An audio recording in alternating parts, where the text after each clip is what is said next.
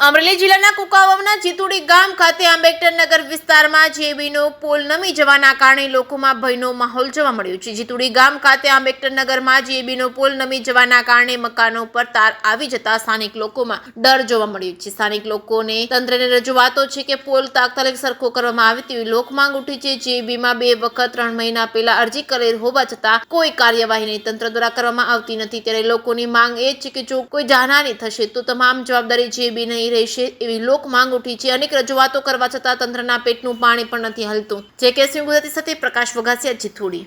મારું નામ શાંતાબેન પરમાર છે। અમે જીતુડી અહીંયા રહી છીએ। તમારો શું પ્રશ્ન છે? અમારો પ્રશ્ન છે કે અહીં થાંભલો નમી ગયો છે।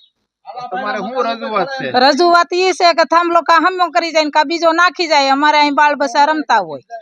તો તમારે રજૂઆત કઈ કરી છે? હા, બે અરજી આપી છે, કોઈ કઈ ધ્યાન નથી નહીં। કયું ગામ ને શું નામ છે તમારું? મારું નામ આલાભાઈ રામભાઈ પરમાર, ગામ જીથોડી। મારો પ્રશ્ન એ છે, થાંભલો નમ્યો છે તો એને તાર મારી મકાન ઉપર આવેલા છે તો એની જોખમ પૂરેપૂરી રહેશે મારે, તો એની જવાબદારી તમામ શીતળવાળા બોર્ડવાળાની રહેશે।